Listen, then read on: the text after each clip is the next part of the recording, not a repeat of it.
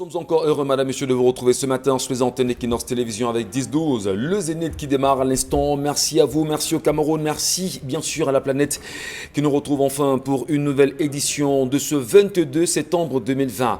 Parlons bien sûr du 22 septembre 2020, madame, monsieur, la date en même temps est connue aujourd'hui. C'est une date importante pour l'histoire du Cameroun, mais surtout pour le mouvement, pour la renaissance du Cameroun et ses partis alliés qui ont choisi de descendre dans la rue en ce jour afin de revendiquer l'association de la guerre dans les zones anglophones, y compris la révision consensuelle du code électoral. Quelle appréciation doit-on en faire justement des différents mouvements perceptibles aujourd'hui au Cameroun et notamment dans les trois grandes villes qui ont été respectivement citées, notamment les régions du littoral, du centre, y compris de l'ouest Cameroun. Quelle appréciation faites-vous justement de la forte mobilisation policière, si vous voulez même sécuritaire aujourd'hui? Madame, messieurs, bienvenue à tous, bienvenue à vous. La grande équipe encore est au complet ce matin et avec elle jusqu'à 12h, nous allons toucher les sujets qui gravitent autour du Cameroun. Merci encore de trouver de l'intérêt en nous laissant, comme vous le savez, vos nombreuses réactions et commentaires sur les plateformes connues. La grande famille, Charles Membatou, Bonbon Bengan, Karine Sontia, Dominique Audrey Oyengelek, ensemble unis pour la même mission jusqu'à midi. Madame, messieurs, soyez les bienvenus et restez avec nous. Je commence par vous, Charles Membatou, ce matin. Et justement, le temps de vous souhaiter la bienvenue et vous donner également le temps de bien vous installer. Bonjour à vous et bienvenue, Charles Lamel. Bonjour, monsieur Michel Ngatiou. Très bien. Bon, Bengan Kanji est avec nous. Bonjour, Bombok. Bonjour, monsieur Ngatiou Numba. Bonjour à vous, chers téléspectateurs. Important dispositif sécuritaire dans des grandes artères de nos trois principales villes, Douala, Yaoundé et Bafoussam, oui, pour barrer la route à ceux qui souhaiteraient enlever Paul Biya au pouvoir. C'est ça, c'est vrai, c'est pas vrai, je ne crois pas. Il est temps de dire que le pouvoir camerounais du renouveau qui a hérité du pouvoir d'Ayidjo, qui lui aussi a hérité du pouvoir colonial français, ont l'habitude de donner des étiquettes aux opposants camerounais pour mater les populations. Mais pourquoi ne pas essayer un peu d'encadrer certains mouvements, certaines revendications pour empêcher justement les populations un moment de s'ériger contre la tyrannie et l'oppression et qui pourraient être considérés contre la tyrannie et l'oppression. Laissons les citoyens se déployer quelquefois, mais en interpellant les casseurs, les fauteurs de troubles. Mais vous ne pouvez pas au même moment admettre que les dirigeants des partis politiques investissent les candidats pour les différentes élections municipales, législatives, sénatoriales, présidentielles et que ces mêmes dirigeants politiques ne puissent pas s'exprimer, ne puissent pas montrer à la fois des populations leur action politique. C'est incompréhensible. Merci beaucoup, Momo Bengan. Et on se pose également la question de savoir ce qui s'est passé cette nuit au marché central de Douala. Des comptoirs ont été émiettés et ceci au vu et au su des Camerounais qui étaient de passage cette nuit, justement au marché central de Douala. Pourquoi les émietter comme cela a été le cas? Pourquoi en faire d'une bouchée simplement ces commerçants qui demandent ce matin car aller se battre à trouver de quoi manger? Qu'est-ce qui s'est réellement passé? Et le maire de la ville qui fait savoir que jusqu'ici rien n'a été fait. Finalement, qui nous dit la vérité? Karine Sontia, bonjour. Bonjour Michel et bonjour aux téléspectateurs. Dominique Audrey Oyengelek, bonjour. Bonjour Michel, bonjour aux téléspectateurs. Le mouvement More Women in Politics que conduit la PCA de l'ART a organisé une réunion dans laquelle, du moins une réunion à l'issue de laquelle il était question de dire aux femmes de se désolidariser du projet de déstabilisation du Cameroun par certains petits partis politiques, c'est ce qui a été mentionné. Et au cours de cet entretien avec ces femmes-là, elle leur a dit: vous êtes des femmes, vous êtes vectrices de paix, porteuses de vie, donc dites non à cela. Moi, la question que je pose à ce mouvement qu'on pourrait dire de femmes, ou bien un mouvement féministe qui voudrait que les femmes s'impliquent un peu plus au sein de la République. Où étiez-vous lorsque Lydiane a été tuée? Vous n'avez rien dit. Lorsque notre jeune sœur a été décapitée à Mouyouka, vous n'avez rien dit. Mais c'est dans la politique, au moment où on s'attend, où on revendique une place de choix pour la femme au sein du pays, vous estimez que les femmes doivent rester en retrait et s'occuper de leur famille. De quoi choquer bien sûr les consciences nationales et internationales, notamment les femmes de l'intérieur comme de l'extérieur, madame, messieurs. Quelle appréciation peut-on en faire aujourd'hui? Dominique Audrey est entré et nous vous rappelons que vous avez 10-12, le Zénith, en même temps la plateforme sur Facebook qui vous donnera oui, de nous laisser vos commentaires, y compris Equinox TV pour ceux qui nous regardent en direct. Merci madame, messieurs, on vous lira tout à l'heure. Et on le sait, c'est chaud, bouillant si vous voulez, c'est même bouillonnant à la limite avec les réalités et les manifestations en vue au Cameroun. Nous sommes à 10 heures et plus, heure à laquelle les différents itinéraires devaient être déjà engagés par ces membres de la société civile et même de ces partis politiques. Finalement, y aura-t-il répression ou pas? Quelle sera l'attitude de la police ou encore des forces de sécurité sur le terrain? Yaoundé est pratiquement en état d'alerte, y compris Douala aujourd'hui. On a pu voir dans certains carrefours ces mobilisations, mais surtout l'attitude d'une police qui se veut quand même, on va dire, responsable. Quelques-uns qui ont pris la peine de se rapprocher des personnes qui pouvaient échanger en étant 2 ou 3 debout, leur demandant de se disperser rapidement. Madame, Monsieur, finalement, allons-nous comprendre mieux cette actualité aujourd'hui ou pas? Restez avec nous. L'histoire de jour nous interpelle également. Dominique Audrey, de quoi est-ce qu'il est question ce matin? Il s'agit ce matin d'une histoire de famille encore qui met en scène un père, ses 2 femmes et ses 10 enfants. Cet homme a eu 5 enfants avec chacune de ses épouses et les enfants de la 2e femme qui nous écrivent aujourd'hui veulent savoir, je commence par là, est-ce qu'ils font mal de ne pas éprouver une quelconque affection pour leur père? Il nous pose la question. L'histoire commence il y a très longtemps dès la naissance. Il raconte que depuis qu'ils sont nés, leur père a toujours privilégié la seconde épouse. Je veux dire que leur père, au départ, a rencontré une femme avec qui il s'est marié. Il a eu un enfant et ensuite il a pris la seconde avec qui il a également eu des jumeaux et autres. Donc, au fil du temps, les premières femmes ont chacune eu les enfants et les enfants de la première femme estiment que leur père est toujours porté vers la 2e. Celui-ci est un homme qui a suffisamment d'argent, du moins il a suffisamment eu d'argent dans sa jeunesse et cet argent-là lui a permis de se bâtir des petites entreprises. Et toutes ces entreprises aujourd'hui ont à leur tête les enfants, uniquement les enfants de la seconde femme. Les enfants de la première femme n'ont pas bénéficié des frais de scolarité venant de leur père.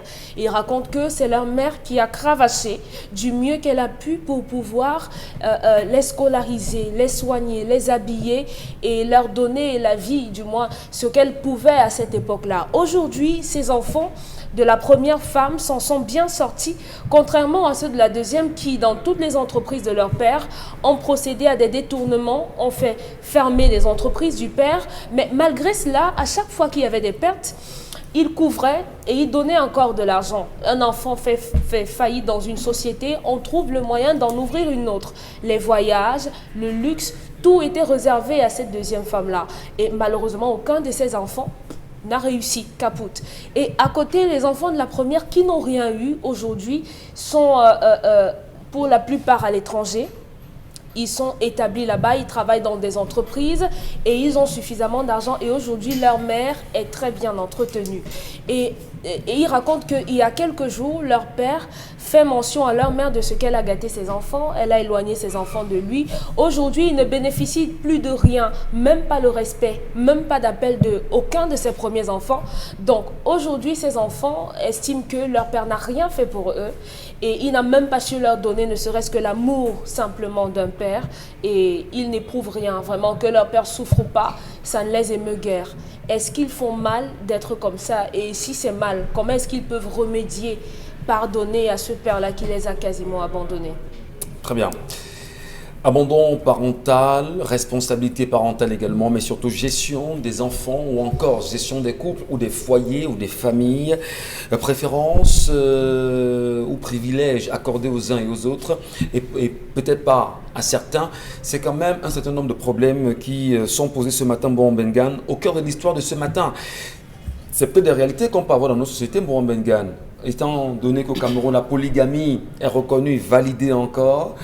C'est une belle chose, on peut le dire, mais comment est-ce qu'on peut gérer justement sa famille au point d'abandonner certains de ses enfants, d'en privilégier certains eh bien, malgré sa vieillesse, que l'on se pose pas la question de savoir est-ce que j'ai pas des remords, qu'on n'ait pas de remords par rapport à la gestion de certaines de ces fratries. Voilà. Non, vous posez le problème comme si c'est le père qui était fautif. Voilà. Justement, quand vous orientez le débat comme ça, vous faussez le débat. À la question justement, à la demande des enfants. Je m'adresse aux enfants, c'est pas à vous particulièrement. Je m'adresse aux enfants. D'accord, c'est l'éducation que leur maman leur a donnée. Et moi, je suis tenté de leur poser la question de savoir, comme ils veulent être les directeurs de conscience de leur papa, qu'est-ce qui a amené votre papa à épouser une deuxième femme? S'ils répondent à cette question, je serai obligé, je serai amené à leur donner des conseils. Merci. Donc, c'est ça le problème. Parce qu'en fait, ils veulent qu'on s'intéresse aux conséquences d'un problème. D'accord, allez-y, faites ce que vous voulez. Puisque vous n'avez aucun regret, pourquoi vous posez le problème? Deuxième chose, vous savez, il y a ce qu'on appelle la conscience. Et dans la conscience, il y a ce qu'on appelle la conscience morale. Ces enfants se reprochent des choses. Personne ne leur dit rien. D'abord, ils ont réussi. Ils amènent leur maman à Montréal, à Paris, tout ce que vous voulez, leur maman, voilà. Et papa est là, il galère en plus. Il pensait que la deuxième femme, là, ses enfants... Papa galère dans l'histoire? Non, pas vraiment. Non, mais en fait, papa un peu. Ils disent que papa souffre. Ils couvrent même les déficits des autres et tout ça. Et bon, pourquoi donc papa est entre la galère? Dominique Côté, restitué. Non, papa ne souffre pas. Vous prenez la galère, pas l'argent. J'ai dit papa, c'est eux qui ont dit dans l'histoire. Oui, papa souffre ou ne souffre pas, Dominique Côté? Il n'a pas de problème d'argent. Voilà. En tout cas. Donc, Mais, papa un peu. Voilà, vous pensez que souffrir, c'est ceux qui ont l'argent. Marc Namara n'a pas eu d'enfant. Oui. Il souffrait. Il a tout l'argent du monde. Il a même dirigé la Banque mondiale. Et donc, parce que vous pensez, et c'est là justement le problème. Et c'est ce que je pense de conscience morale. Ces enfants bien établis, maman bien assise, parce que leur problème c'était justement de savoir que pauvre père là, n'est-ce pas, il va mendier, il va. Et ils ne comprennent pas pourquoi papa a toujours le moral. C'est leur maman qui a gâté la famille, c'est pas leur papa. C'est papa qui se plaint chez maman, hein, que tu as éloigné mes enfants de moi. Hein. Non, mais justement, parce qu'il connaît pourquoi il a épousé la deuxième femme. C'est un bon. Donc, ils veulent entrer dans une affaire qui ne les concerne pas. Un enfant que vous dites qu'il a fait l'école, votre école des Blancs, qui dit « Mon père n'a jamais rien fait pour moi ». J'ai dit « Très bien ». Même le fait d'avoir épousé votre maman, mis la grossesse, vous mettez quelque chose, non? Non, mais, je veux dire, l'école des Blancs où on vous a mis là, vous amène dans la perdition totale. Et vous n'êtes même pas en mesure d'analyser que chacun de mes mamans a eu 5 enfants, dont une équipe de basketball. Pourquoi cet équilibre? Donc, il ne pose pas les vraies questions. Il ne pose pas les vraies questions. La nature te donne 2 femmes et chaque femme a 5 enfants. Non, on vient regarder des choses, des tailles. Donc, en réalité, les enfants, la deuxième, ces enfants, ils ont des remords. Ils ont des remords, c'est pour ça qu'ils posent le problème. D'accord. S'ils n'en avaient pas, ils ne seraient pas pleins. Mais qu'est-ce qui peut justifier les préférences parentales, Bonbon Benga? C'est leur maman. Quand vous avez 2 mamans qui ne veulent pas, qui ont ce type de comportement-là, et à bien voir, ce monsieur, c'est un homme d'affaires, un opérateur économique, qui criait, sa femme ne l'accompagnait pas. Ce qu'on appelle mariage, c'est quoi? C'est le respect. Sa femme ne le respectait pas. C'est l'accompagnement, cette femme ne l'accompagnait pas, c'est l'assistance. Mais justement, je parle de la conséquence de l'histoire, ne dit pas, l'histoire ne nous dit pas. Ce sont des hypothèses, Pembo. Mais justement, mais qu'ils nous disent donc pourquoi leur papa a épousé la deuxième femme. Oui, s'ils ne veulent pas qu'on soit dans les hypothèses. Peut-être les bantous. Ah, bon, quand on est déjà dans les peut-être, ça veut dire qu'on est dans les hypothèses. Quand on est dans les peut-être, ça veut dire que papa n'a même jamais payé l'asile à quelqu'un. D'accord. On est dans les hypothèses, tous. Il n'y a pas de fait établi là, puisqu'en fait, on n'a pas écouté papa, on n'a pas écouté maman. On n'a pas écouté la deuxième femme non plus. Donc, ces enfants, j'ai dit, tant mieux, s'ils ont réussi, qu'ils pensent avoir réussi, qu'ils laissent donc leur papa galérer moralement. Qu'est-ce qu'il doit faire? Venir revoir papa, lui dire papa, peut-être on a merdé. Merci de n'avoir rien fait. Papa, nous nous rendons compte qu'il y a un problème. Qu'est-ce qu'il doit faire concrètement? Mais ils ne veulent rien faire, ils viennent poser le problème. Pourquoi? S'ils veulent vraiment aider les papas, qu'ils disent que papa, nous n'entrons pas dans les histoires que vous avez avec maman. Vraiment, Dieu a permis que nous ayons un peu. Voilà comment nous pensons que nous voulons t'entretenir. Que tu sens que tu as aussi des enfants. C'est à eux de voir comment ils vont faire. Mais s'ils continuent dans cette logique de reprocher à leur papa ce qu'eux-mêmes ne savent pas, et on ne sait même pas s'ils sont mariés ou ils auront des enfants, comment ils vont les entretenir. Donc voilà, donc ils vont commencer à être des directeurs de conscience de leur papa pour des affaires qu'ils ne connaissent pas. Donc c'est des enfants qui restent tranquilles. Ils restent vraiment tranquilles, qu'ils ne continuent pas à énerver leur papa parce qu'en fait ils risquent d'attirer la malédiction, qu'ils restent dans leur coin. Tranquille. Est-ce que c'est pas excessif, Mombo? C'est excessif comment? Quel conseil vous pouvez donner à ce type d'enfant qui dit que papa nous a abandonnés, nous a jamais rien fait? On ne peut pas donner des conseils à un tel enfant. Jusqu'à ce qu'il reconnaisse au moins que papa a quand même amené maman, il l'a mis sous une toit. D'accord, mon Bengan. Allez, Karine Sonti, est-ce qu'on peut comprendre justement, je veux dire, l'intervention des mamans pour amener les enfants auprès de papa afin de réparer les manquements qui certainement se sont posés entre-temps et redorer le blason des enfants auprès de papa. Qu'est-ce que maman peut faire dans ce cas? Qu'est-ce que les mamans peuvent faire dans ce cas-là, de votre point de vue? Moi, je ne m'intéresse pas aux mamans parce que l'histoire n'a pas mentionné les mamans. C'est pas une maman qui a posé le problème. C'est pas une maman qui a posé le problème. Je vais revenir aux mamans à la chute de mon propos. L'histoire de ce matin nous indique des choses concernant notamment la polygamie. Et on ne peut pas nier que les faits que racontent ces enfants, que relatent ces enfants, sont des faits vécus, vus et entendus et même subis par certains enfants. On ne peut pas nier ce fait. Pour ceux qui viennent des familles polygamiques, ça a été comme ça. Des enfants qui sont nés dans des familles où la deuxième est arrivée, trouver que la première avait déjà fait même tous ses enfants. À un moment, on l'abandonne, on ne la gère plus. Et puis, les enfants sont encore petits. Oui. Et puis, on commence à prendre soin de la deuxième et tout. Parfois, vous cherchez même, vous cultivez, mais c'est elle qui récolte ce que vous avez cultivé. Vous avez votre plantation, vous allez cultiver votre café, mais à la récolte, c'est votre mari qui vient récolter et nourrit la deuxième avec et vous n'avez rien. Moi, je parle des faits subis. D'accord. Il y a des enfants qui, aujourd'hui, n'arrivent même pas à reconnaître en leur père un papa, justement pour ça. Je vous le dis bien, pour un enfant, s'asseoir, voir son papa manger devant lui et lui donner le reste de son plat, ça vaut beaucoup. Je dis, ça change tout. Même si le papa ne paye pas son école, il dira que c'est la faute de maman. Et dit, pour un enfant qui s'assoit devant son papa quand son papa mange et lui donner le reste du plat, ça change tout. Mais si vous avez un papa qui est toujours dans la case de l'autre femme et qui jamais n'entre dans la vôtre, sinon quand il entre dans la vôtre, c'est pour gronder, c'est pour insulter votre maman et ainsi de suite, ça va aussi changer des choses. Moi, je parle des faits subis. Si vous avez un papa qui, lorsqu'il vous donne son plat de nourriture, c'est toujours quand la souris est grimpée dessus, je dis, vous aurez toujours une autre interprétation de ce qu'il fait pour vous. On ne peut pas nier ce fait. Ça existe et c'est comme ça. Il y a des enfants aujourd'hui qui ont grandi dans des familles polygamiques où quand ils grandissent, quand ils réussissent dans leur vie, ils se disent que si ma maman n'avait pas existé, certainement je n'aurais été rien. Et il y en a qui ont même grandi dans des familles où maman est décédée à un moment et ont dû se battre seuls, peut-être avec les aides des tantes maternelles des tantes maternelles et autres pour s'en sortir alors que papa était là et la deuxième épouse était là mais qui ne les gérait pas. Il y en a des deuxièmes épouses qui arrivent dans des couples, parfois avec le charme, et qui accaparent tout l'espace.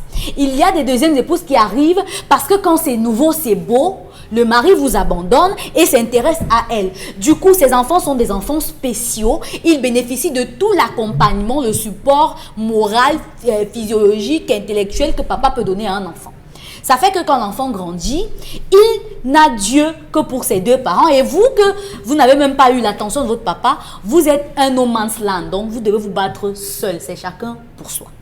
Et quand vous réussissiez, vous avez le remords de ce que, est-ce que je peux aussi abandonner mon papa comme il l'a fait pour moi? C'est la question de ces enfants.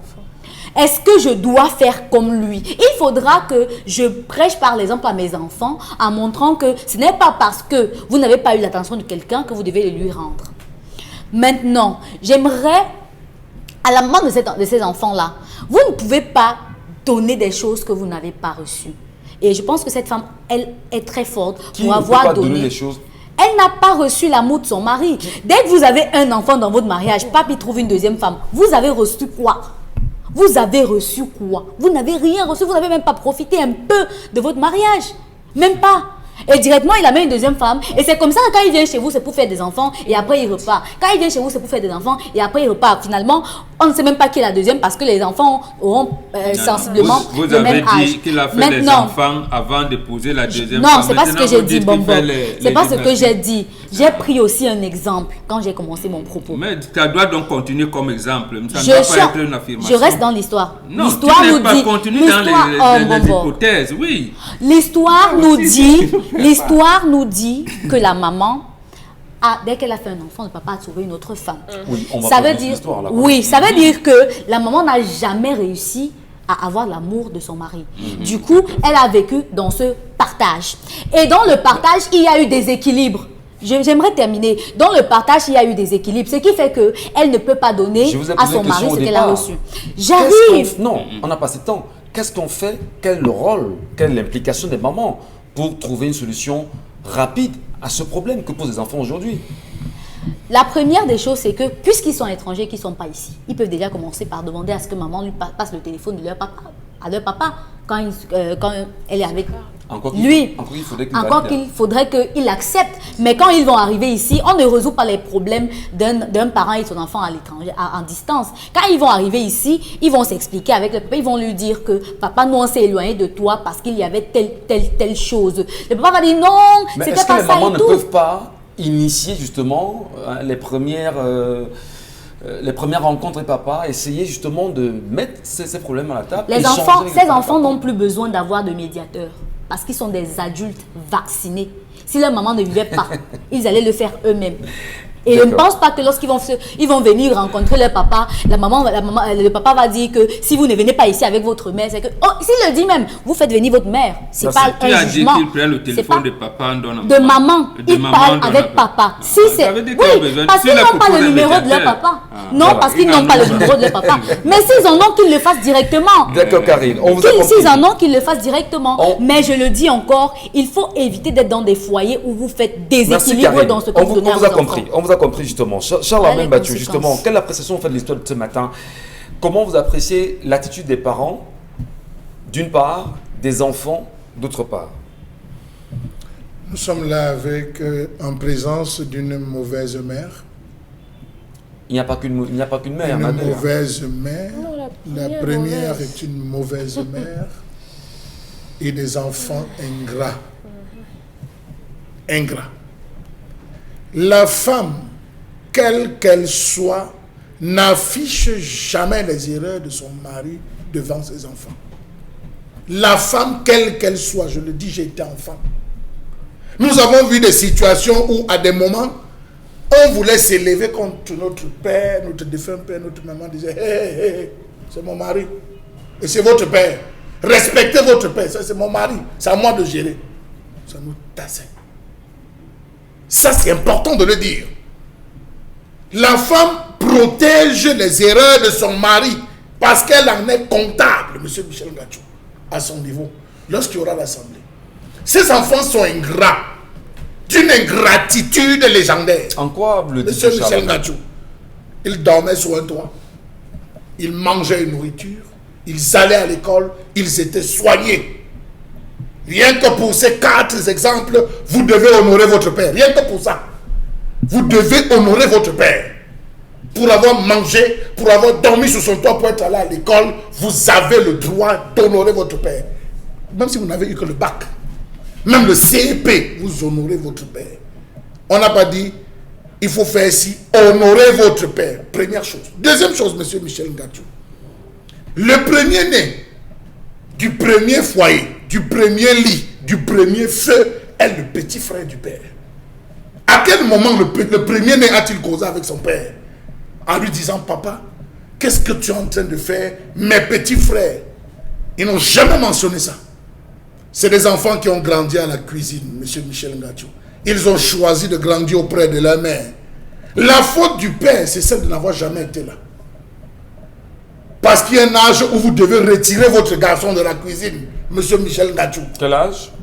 Vous le savez, je le dis Oui, tous les justement, jours. Non, je le dis ici tous les jours. Il y a des familles qui nous Monsieur regardent. Michel Gachou, Non, je il y a des le familles dis qui nous ici regardent. qu'ils viennent voir les bantous. Il y a un âge où on doit retirer le garçon de la cuisine et le père doit l'instruire sur le savoir-faire parce que la mère n'enseigne que le savoir-être. Assieds-toi comme ça, mange comme ça. Un garçon doit être... Le père, quand il retient, il dit, monsieur, tu vas te marier demain. Voici comment tu dois gérer. Aujourd'hui qu'il pose le problème, c'est parce que ses enfants se sont rendus compte que, monsieur Michel Gachou, c'est maintenant que je sais que je n'ai pas de père. Hein. C'est maintenant que j'ai le plus besoin de mon père. Hein. Ah oui, je vous le dis, tout jeune là, non. C'est maintenant parce que quand je suis face à certains problèmes, j'ai besoin du conseil de mon père. Ah oui, ils sont face à des situations où ils ont besoin de leur père. Autre chose, ils sont en Europe, ils sont mariés. Que disent-ils à leur femme? Mon père est méchant. Mon père est un sorcier. Mon père ne s'est pas occupé de nous. Par conséquent, toi, je ne vais pas te voir appeler mon père. Quel est le rôle de la belle-fille?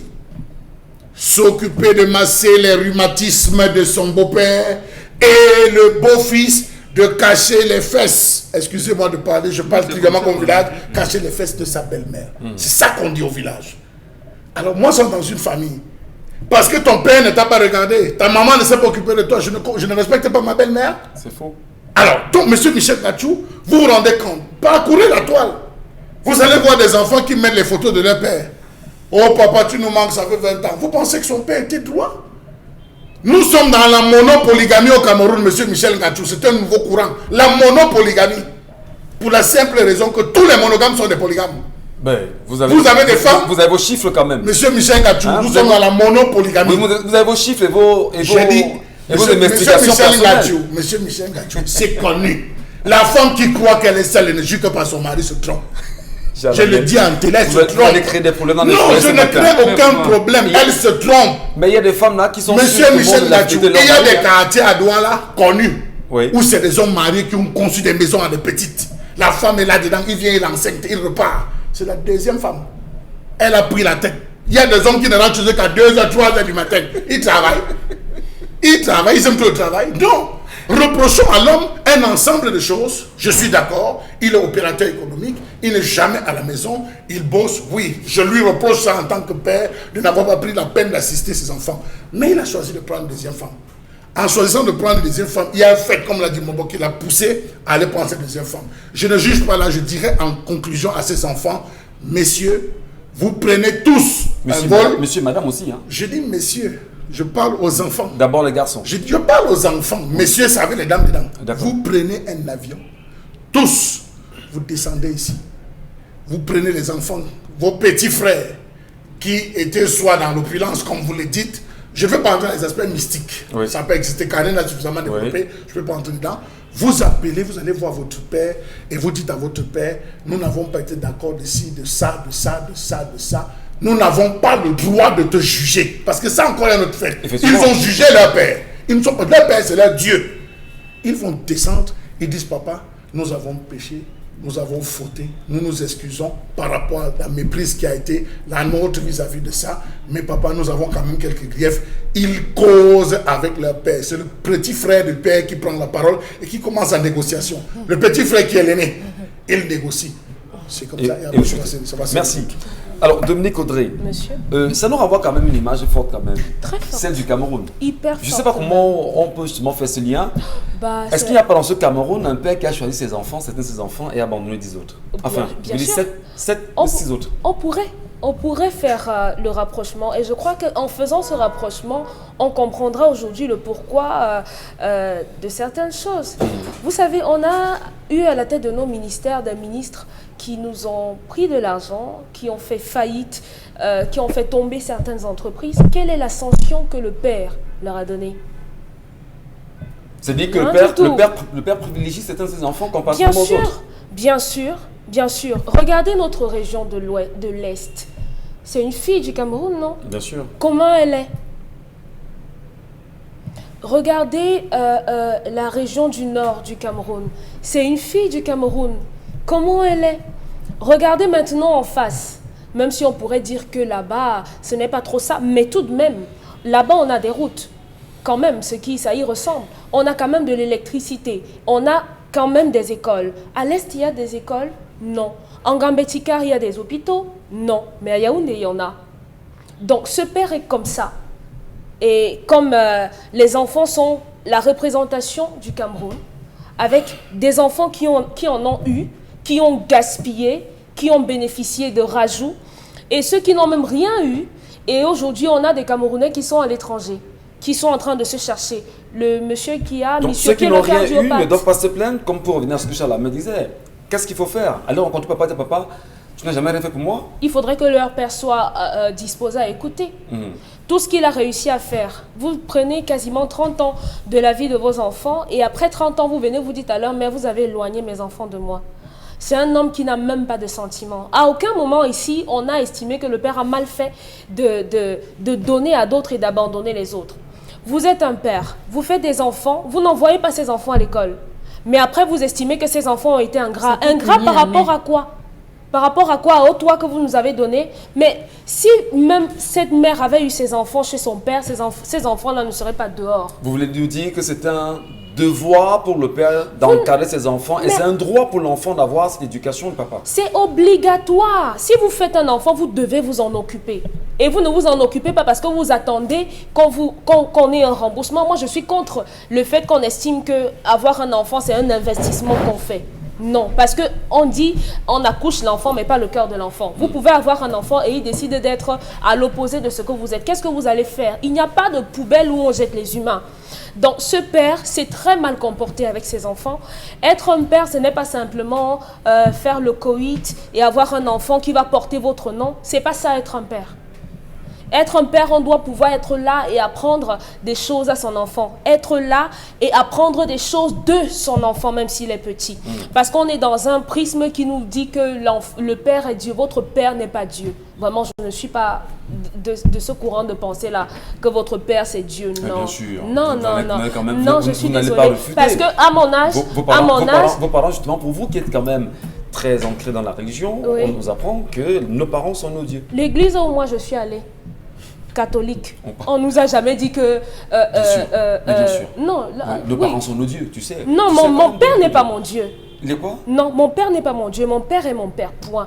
Parce que je suis à même d'apprendre, de corriger des choses chez mon père. Comment est-ce qu'elle appelle Dieu? J'ai bien peur. Elle appelle Dieu en formulant la prière qu'on leur a appris. Elle dit quoi? Notre Père. Et c'est pas père, ça? J'ai bien peur quand vous le dites. Non, n'ayez pas peur, parce que l'éducation chez nous, c'est pas une dictature. Chacun a son mot à dire. Et je le dis tous les jours. Chacun a son mot à dire chez nous. Même si c'est l'enfant de 3 ans, on lui donne la possibilité de s'exprimer. Il a des choses à redire, c'est comme ça. Maintenant, on lui apprend à quand est-ce qu'il doit dire des choses. C'est comme ça qu'on éduque un enfant. Donc ce père qui a complètement raté à sa mission parce qu'il était obnubilé par une femme. Vous savez, on nous a dit ici, un homme qui a une femme est célibataire. Et cet homme-là était dans ce prisme-là. Il lui fallait 2, au moins pour être un homme marié. Donc il n'a pas eu besoin d'une quelconque raison pour prendre une seconde femme. Malheureusement ou bien heureusement, il faut encourager des femmes comme cette première femme qui n'a pas eu besoin que cet homme soit là pour faire des hommes accomplis, pour avoir des enfants accomplis. Je suis d'accord. Mais que dites-vous justement aux enfants aujourd'hui qui veulent quand même que le papa prenne conscience? Ils s'interrogent. Oui, ces enfants, vous savez, hein, il y a des gens qui n'arrivent pas à être mauvais, même si tout autour d'eux les y oblige. Vous avez un père qui a été absent de votre première relation, absent à la naissance de votre premier enfant pour celui qui a eu l'enfant à 16 ans, absent de votre première réussite, à votre match, etc. Mais vous, en contrepartie, essayez de trouver la force, puiser, même si ça ne serait-ce que pour votre mère, trouvez parce que votre mère est malheureuse de savoir que vous ne vous entendez pas avec votre père. C'est peut-être tard, mais trouvez la force de lui pardonner. Merci. C'est ça être grand aussi. Merci Dominique Audrey. Et là, justement, je vous entends parler. Je vois Charles Hamel qui va absolument réagir. Mais on ne le fera pas maintenant, Charles Hamel.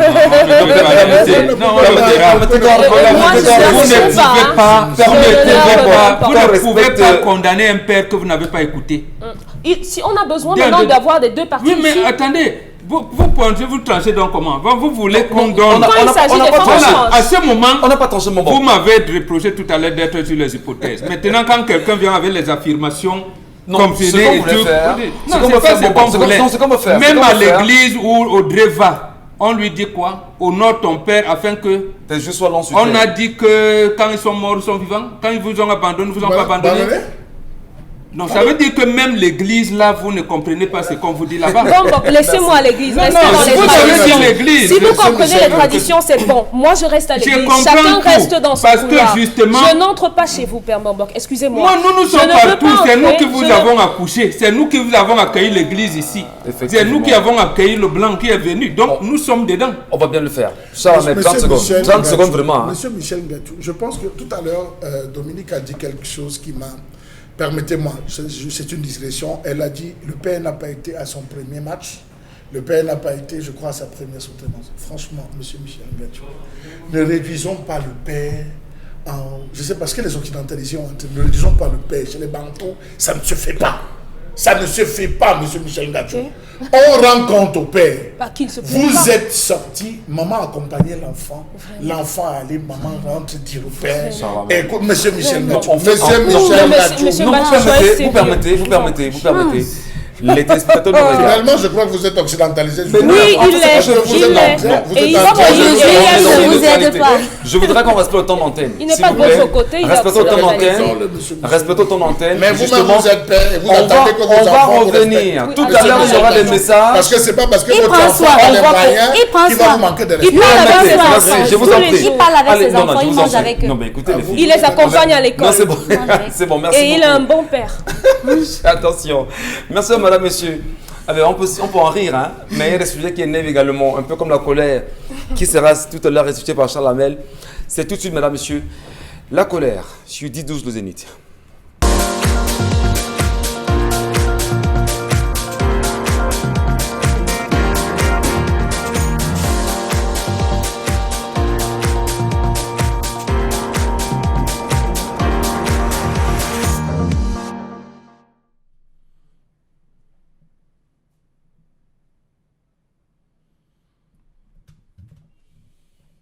Je m'interroge ce jour sur la question du nationalisme dans ce pays. Quelle est la valeur du nationalisme dans ce pays? Au cours d'une visite officielle du président français François Hollande en terre camerounaise en juillet 2015, une déclaration de ce dernier aura particulièrement marqué l'opinion publique camerounaise et retenu l'attention des commentaires. En effet, le président français déclarait « C'est vrai qu'il y a eu des épisodes extrêmement tourmentés et tragiques même, puisqu'après l'indépendance, il y a eu des répressions à Sananga maritime, au pays Bamileke, et nous sommes, comme je l'ai fait partout, ouverts pour que les livres d'histoire puissent être réouverts et les archives véritablement repensées et reconsommées. Rendu au jour d'aujourd'hui, plusieurs questions nous interpellent sur la notion de ce nationalisme. Qui est nationaliste et qui ne l'est pas? Quand mettre au devant de la scène les multiples concepts créés par le gouvernement, à savoir indépendantiste, nationaliste, héros national et martyr. Comment comprendre que dans ce pays, on se retrouve à mettre sur le même pied d'égalité le bourreau et la victime? Autant de questions qui nous interpellent. Comment comprendre que partout ailleurs, on se bat à expliquer, on se bat à donner des discours en mettant en avant les pères fondateurs, les nationalistes, tels que Sankara, pour ne citer que le cas du Burkina Faso, et qu'au Cameroun, sur le plan politique, jamais et au grand jamais, on ne s'est penché sur l'une de ces questions et que même dans le discours officiel, il n'existe pas. Comment comprendre que des salles de réunion, des salles de conférence ne portent même pas, pour ne pas parler des rues, ne portent même pas un seul nom, le nom des nationalistes, des indépendantistes, que dis-je, des martyrs ou des héros nationaux. Une dernière trouvaille, il a été ajouté les grandes figures de l'histoire. On est allé jusqu'à préciser certaines grandes figures de l'histoire. Comment comprendre que même dans l'ensemble des effets de la communication, des effets audiovisuels, on ne prend pas au Cameroun suffisamment de peine de mettre en exergue l'implémentation des visions, de la vision, des projections de ces nationalistes. Combien d'émissions portent sur la question du nationalisme? Est-il même permis de discuter de la question des nationalistes? Comment comprendre que partout ailleurs, on chérit, notamment en France, on est allé jusqu'à élever un panthéon pour penser à ceux-là qui ont lutté, et qu'au Cameroun, le nationalisme, lui, c'est encore virtuel dans les esprits. Comment comprendre que le moindre patrimoine même laissé par ces nationalistes ne soit pas mis en exergue? Lorsqu'on va visiter les États-Unis, lorsqu'on va en Afrique du Sud, on retrouve le patrimoine de Nelson Mandela, Martin Luther King, on visite jusqu'aux chaussettes, jusqu'à la chambre, et que notre pauvre Douala Mangabel, la pagode qu'il avait construite pour défier la Chine, qui a été reprise par le sultan de Bamoun avec ce palais pour lui aussi dire qu'en dehors de Douala, il pouvait avoir un autre palais comparable, ne soit aujourd'hui que devenu l'antre de la prostitution, de l'alcoolisme et du désordre. Le nationalisme, puisqu'on en parle, se retrouve à être un fait qui n'est célébré qu'à un moment précis et après basta. Peut-on donc dire qu'aujourd'hui dans nos différents établissements scolaires, vous pouvez poser la question à un enfant de savoir qui était au sein de Afana, Oumat Moumié, quel est le rôle qu'ils ont joué, les bébés Yidi, que vous diront-ils? Ces enfants vous diront qu'ils ne connaissent qu'une seule personne, Oumniobe. À tort ou à raison, la question se la pose aujourd'hui. Et la question est fondamentale. Elle est même d'ailleurs l'objet d'une réelle colère, Charles Membatou. Nous vous disons merci pour ces réalités ce matin restituées. Et nous nous rendons compte aussi, à la suite de ce que vous dites, qu'il y a un éloignement, bien évidemment, des acteurs camerounais, en vérité de ceux qui sont dans le cinéma, qui ne tentent pas de temps en temps de nous restituer les vraies histoires de ce pays. On peut aussi comprendre qu'il y a un réel souci au niveau de l'encouragement de ces acteurs-là. L'enseignement, vous l'avez très bien dit, c'est une réalité également perceptible aujourd'hui dans nos ouvrages au Cameroun, et même des conférences, pourquoi pas les stèles qui sont quasiment invisibles au Cameroun pour restaurer la mémoire de ceux-ci qui ont été certainement considérés soit comme des martyrs, comme des héros nationaux ou encore comme des nationalistes, pourquoi pas des indépendantistes. Bon, Bengan Kandji, on a quand même en droit de se demander aujourd'hui, est-ce que les mouvements actuels reconnus au Cameroun peut faire renaître justement le sentiment nationaliste qui a régné à la fin des années 40, 50, voire même jusqu'à 60 aujourd'hui? Oui, tout à fait. C'est précisément parce que les mouvements actuels peuvent faire naître ce sentiment nationaliste qu'on est en train de vouloir les barrer, les opprimer, comme on dit, les étouffer dans l'œuf. Et pour cette raison, c'est même la raison principale. Alors, vous avez aujourd'hui le mouvement pour la nation du Cameroun. Est-ce qu'on peut dire que c'est comparable à ce que l'UPC faisait à la fin des années 70, 50? Je ne suis pas dans les stratégies du MRC pour savoir est-ce qu'il y a un rapprochement? Oui, mais je sais une chose, par exemple, si je m'en tiens aux propos de son principal leader, le professeur Kamto, il a dit par exemple que quand je suis né, il n'est pas inscrit sur mon front président de la République. Deuxièmement, j'ai fait un rapprochement avec ce qu'il a fait en France pendant son meeting, il a donné les étapes de la construction de ce qu'on peut appeler aujourd'hui la République française et même la 5e République. Donc tout ça, nous le disons souvent que l'histoire évolue par les crises. Et c'est au détour, dans la gestion de ces crises, que les gens se déterminent.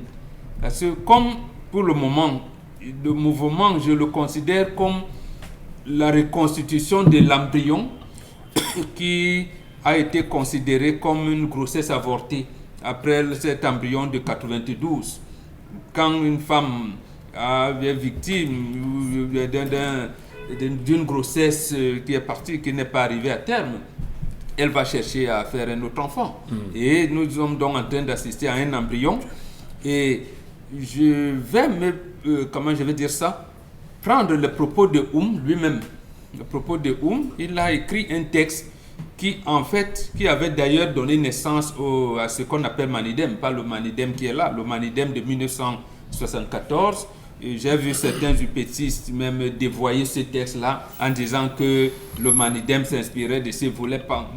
A écrit un texte sous Macky le 25 janvier 1957 où il expliquait la charte atlantique et le pacte atlantique, le droit des peuples à disposer d'eux-mêmes.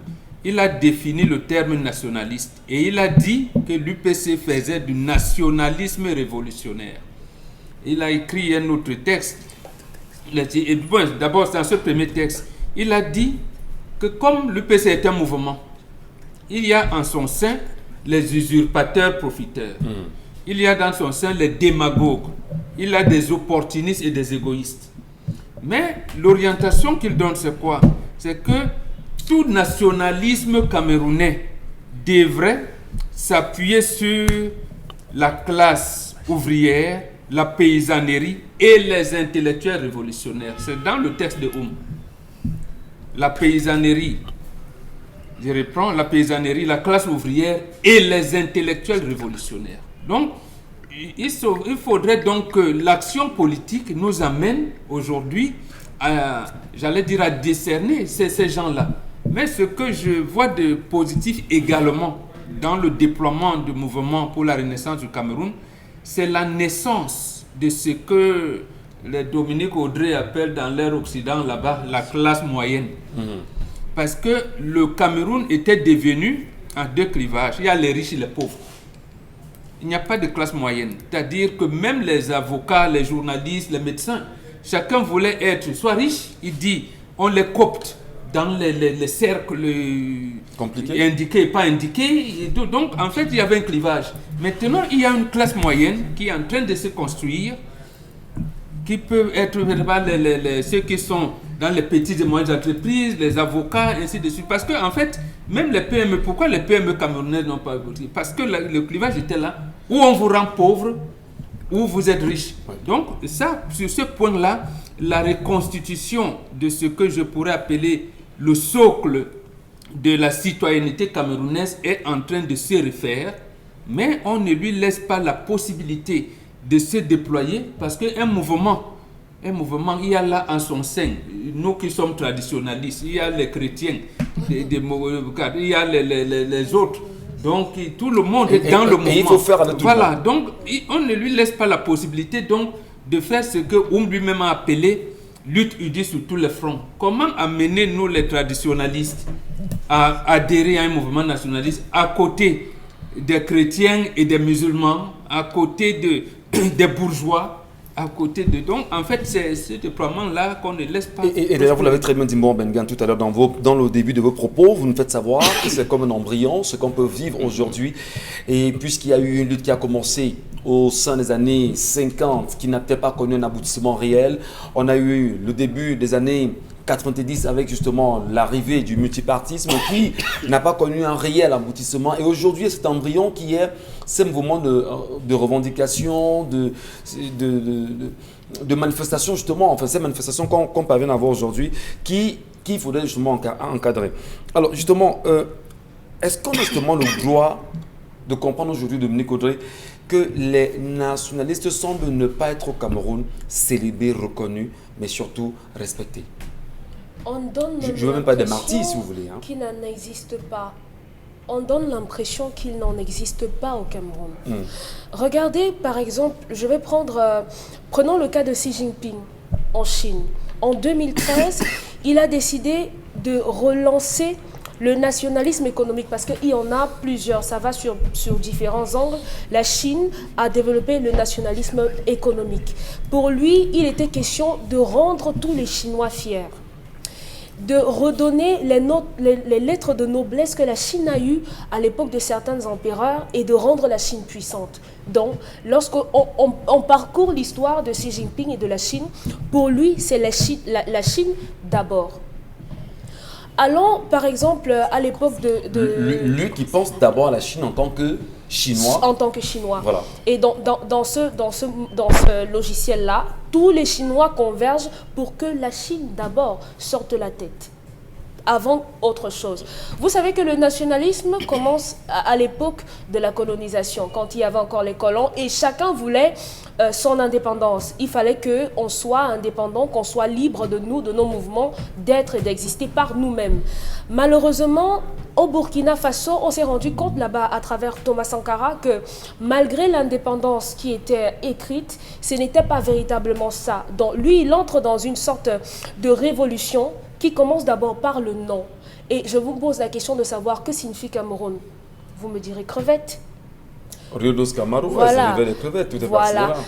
Thomas Sankara, lui, à l'époque, on appelait le Burkina Faso Haute-Volta. Et il a commencé par là. Le nationalisme commence par là. Le nom que le colon nous a donné, on n'en veut plus. D'où le nom burkinabé, Burkina Faso, qui signifie homme. Le pays des hommes intègres. Des hommes intègres. Donc, le nationalisme commence par ça. On se départit d'abord de tout ce qu'on nous a donné qui n'est pas de chez nous. Eux, par exemple, là-bas, ça a marché. Et également, Thomas Sankara, aujourd'hui, que moi, beaucoup appellent le Che Guevara africain, je me demande pourquoi on le met encore sous la coupole de quelqu'un, est quelqu'un qu'on doit prendre comme exemple. Ce nationalisme-là doit être pris comme un exemple. En mars 2020, par exemple, au Burkina Faso, on a élevé une statue à son effigie sur le lieu de son assassinat pour que les jeunes viennent là-bas, à cet endroit. C'est une sorte de lieu de recueillement. Chez les chrétiens, on peut dire que c'est un lieu de prière, mais là-bas, il fallait prendre corps avec lui. Et malheureusement, ici, chez nous, on a des statues de qui? Des Charles, on a les Charles de Gaulle, machin. Général Leclerc. Général Leclerc. Et vous avez un Essama qu'on arrête tous les jours parce qu'il estime que... On a les rues qui ne portent que des noms français. Voilà. On a donc quelqu'un comme Essama qui se sent nationaliste et qui estime que mieux on donne un nom à Tangnambala, à une rue, au lieu de donner Charles de Gaulle à une rue. Donc, c'est de ça qu'on a besoin aujourd'hui. On l'a vu avec Jomo Kenyatta, qui était un journaliste, qui était nationaliste également. On a eu Kwame Nkrumah également, qui était dans une autre vision du nationalisme. Donc, le nationalisme, comme au Burkina Faso, qui passait également par l'économie, Thomas Sankara a estimé qu'on ne devrait plus dépendre de l'extérieur, parce qu'à cette époque-là, on importait légumes et autres. Donc, il a tout fermé et on commence d'abord entre nous, avec également la tenue que les fonctionnaires devaient porter. Et c'était les femmes burkinabées qui tissaient ces tissus-là. En tout cas, Dominique Audrey, c'est une réalité à laquelle vous aussi, vous êtes interpellée. Mais madame, vous aussi qui nous regardez ce matin, vous comprenez certainement le rôle des nationalistes. Comment les appréciez-vous au Cameroun et même ailleurs? On en reparle dans les imparties avec la grande famille.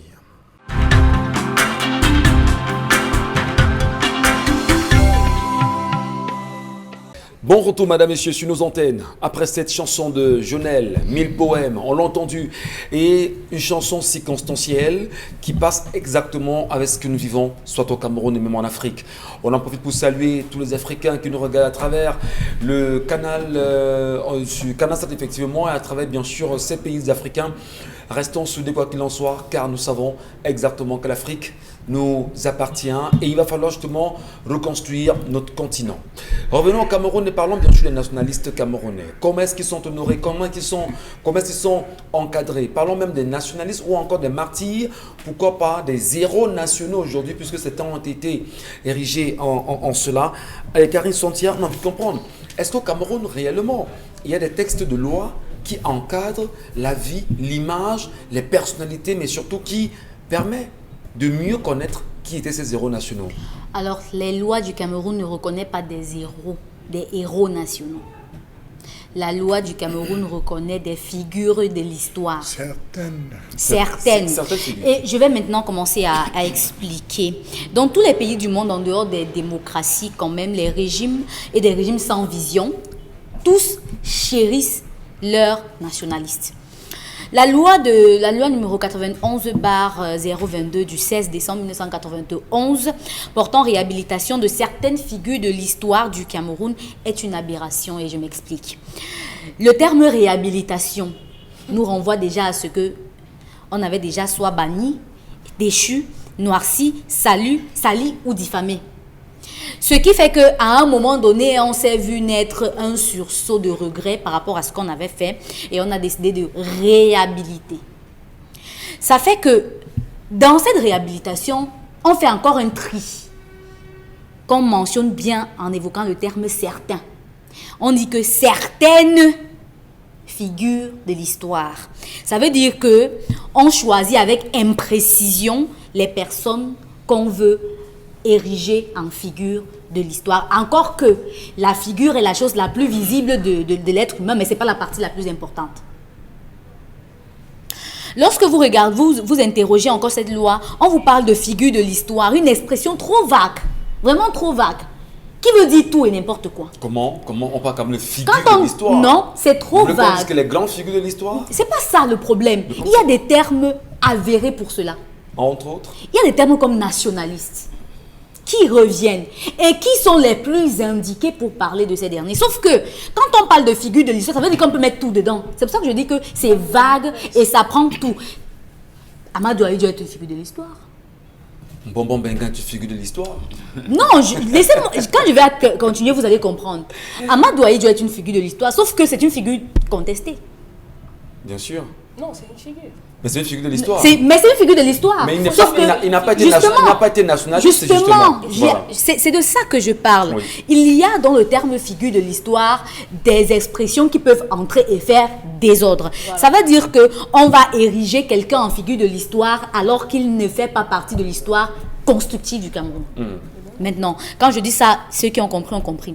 L'alinéa 2 de l'article 1 de cette loi encore plus évocatrice nous dit que cette volonté, moi je peux comprendre ça comme une volonté d'effacer la mémoire du peuple et de l'histoire du peuple. En application des dispositions de l'alinéa 1 ci-dessus, sont réhabilités M. Amadou Ahidjo, Oumniobé, Roumier Félix et Ernest Ouandjé. Félix Roland Moumier. C'est écrit, je lis la loi telle qu'elle est rédigée. Moumier Félix et Ernest Ouandjé. Ici, en fait, on fait un mélange, vous voyez, entre un bourreau et les victimes. Le bourreau qui était connu, qui était le président de la République de cette époque. Effectivement.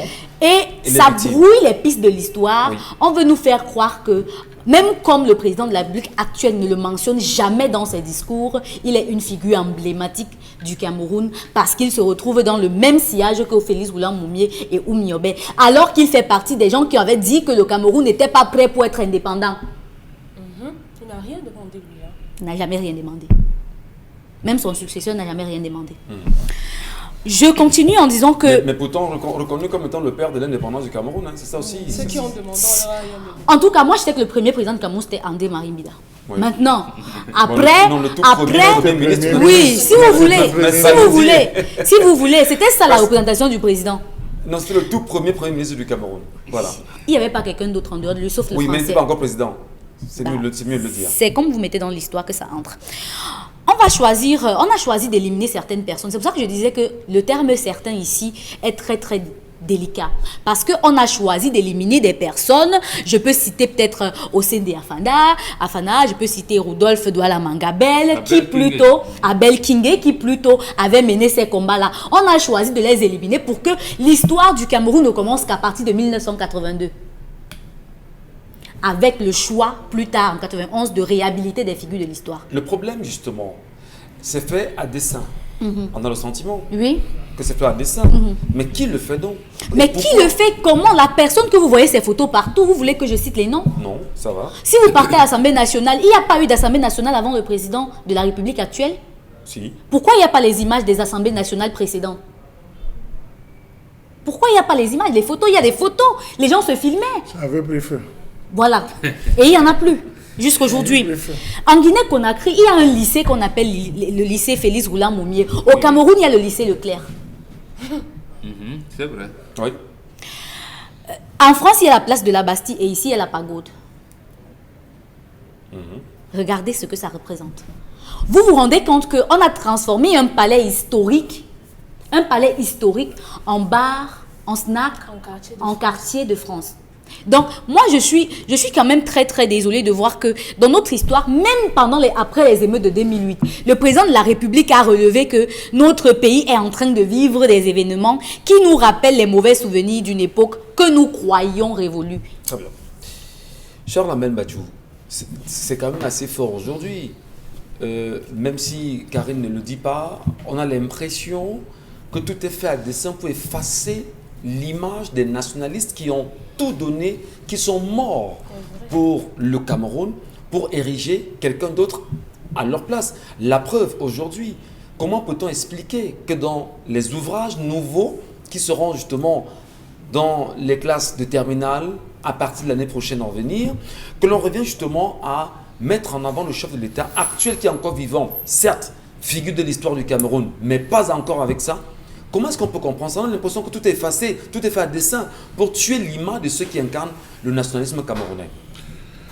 Monsieur Michel Ngachou, est-ce que vous savez que c'est depuis 1973 que les livres d'histoire sont écrits par la France, du Cameroun? Les livres d'histoire du Cameroun sont écrits par la France. Nous savons tous que l'histoire n'a pas été réellement restituée. J'ai dit, savez-vous que les livres d'histoire du Cameroun sont rédigés, validés par la France? Je le dis à Mondovision.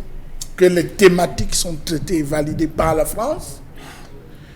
Si vous avez écouté la déclaration de François Hollande, vous l'aurez compris.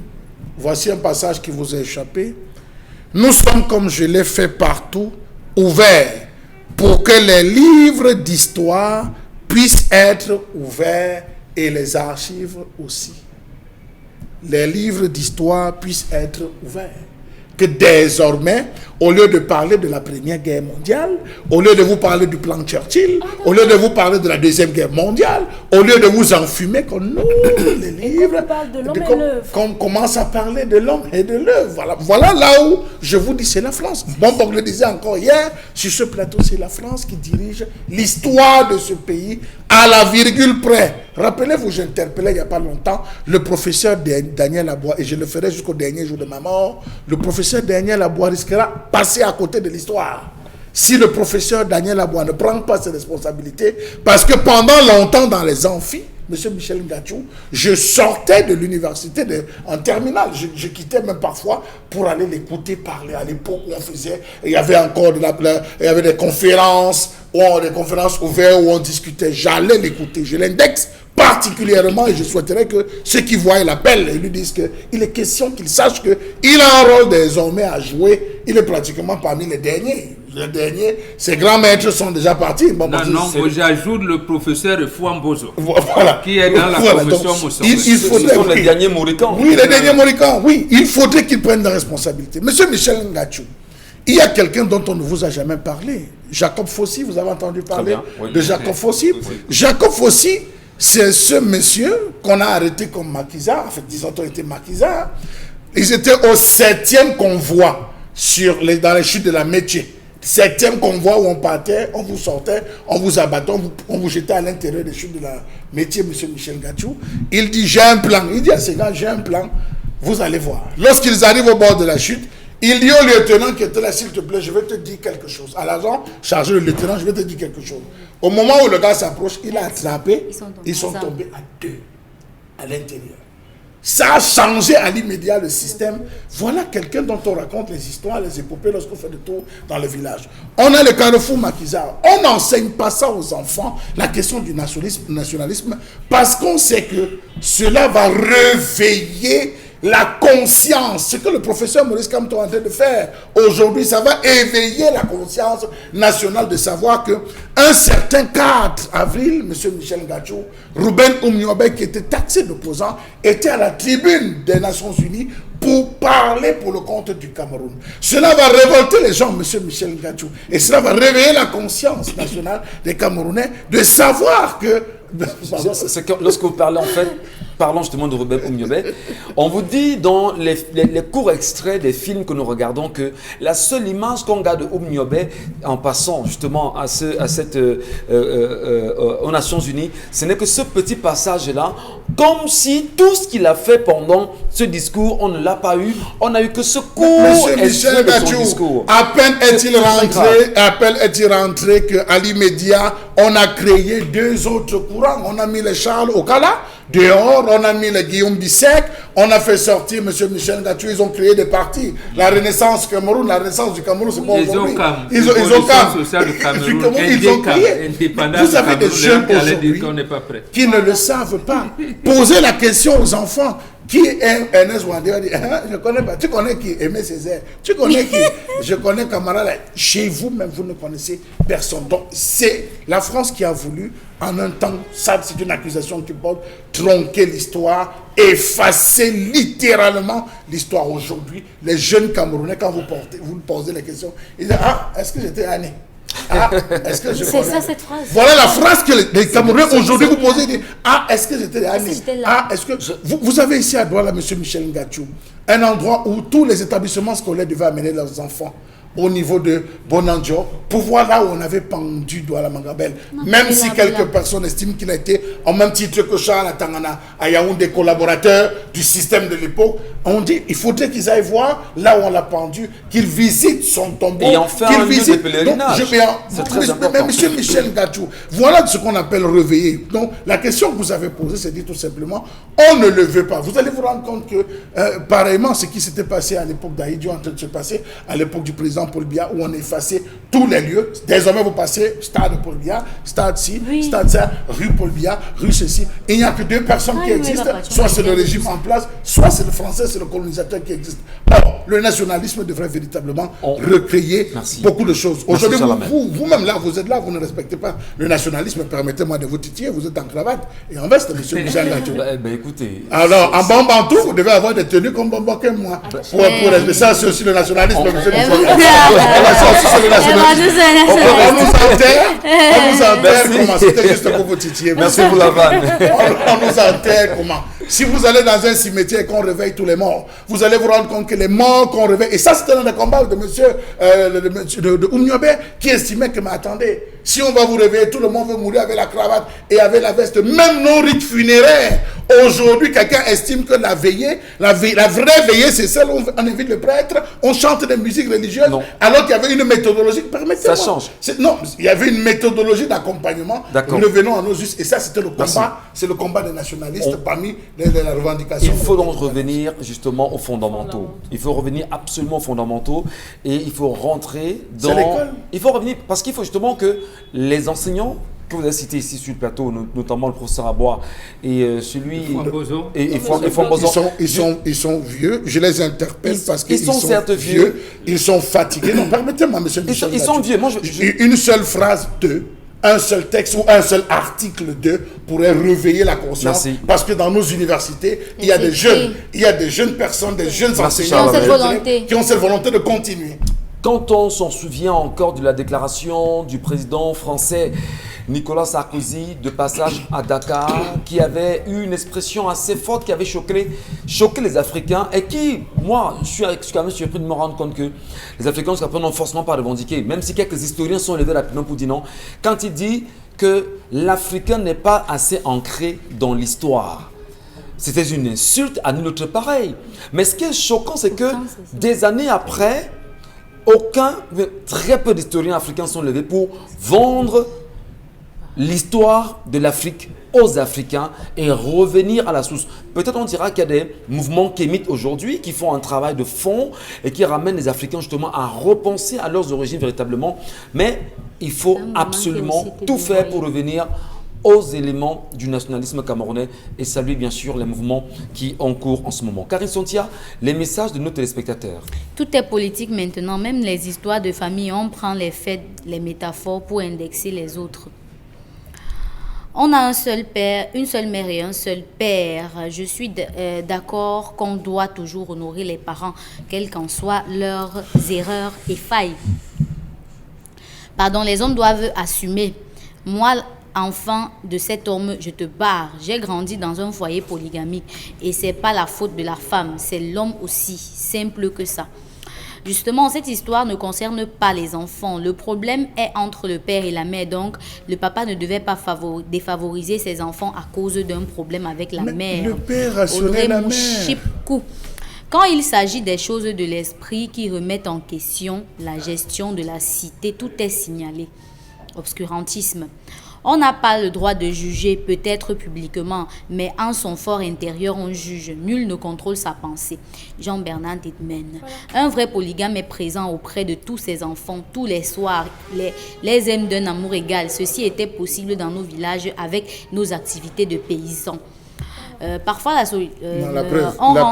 la preuve n'avait droit à rester dans la concession du père que les enfants. Les femmes étaient dans leur concession.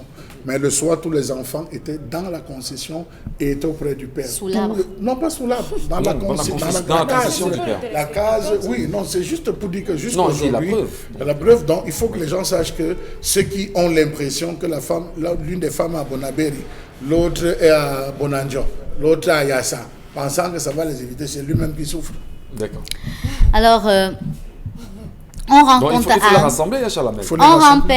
à un père qui est à l'écoute, pas à un père qui a complètement abandonné ses enfants et fait le mur. Arrêtez avec vous. Je crois qu'on dit quelque part que honore ton père et ta mère afin que tes jours soient longs sur terre. Arrêtez de dire que ton père n'est pas ton Dieu. Heureusement pour moi que j'ai eu un papa qui s'est toujours sacrifié pour nous.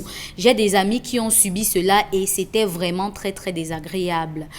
Il pose le problème pour faire prendre conscience à ceux qui ont vécu la même chose. Un témoignage.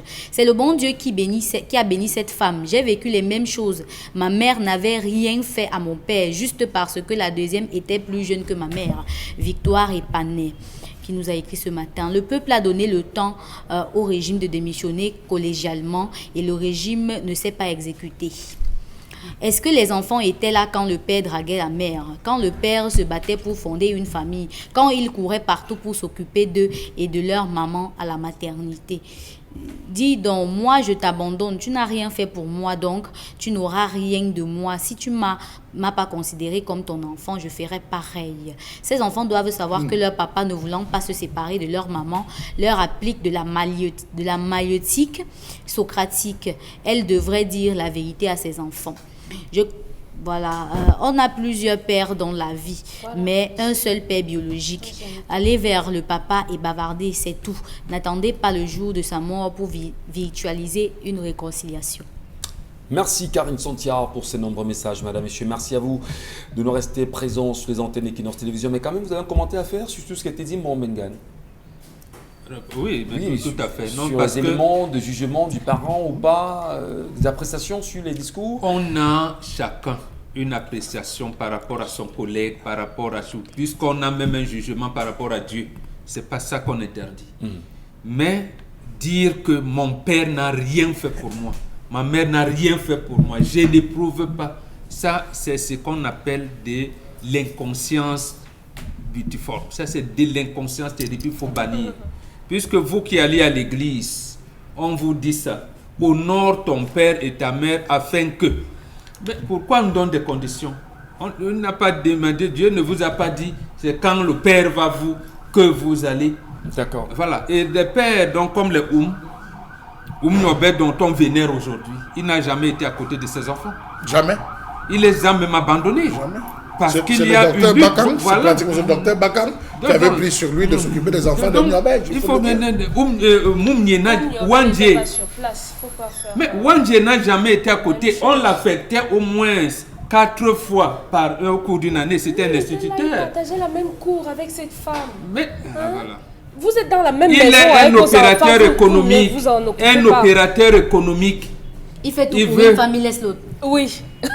Mais attendez, vous prenez le jugement de l'enfant. Vous voyez donc. Non, j'étais en disant que justement, quand vous voulez apprécier, vous les hommes, les enfants d'aujourd'hui, demandez-vous d'abord, je vais aller où, que de juger les autres. Et autre chose, je termine par là, la question principale qu'un bon bantou se pose, qu'est-ce que je ne dois pas faire?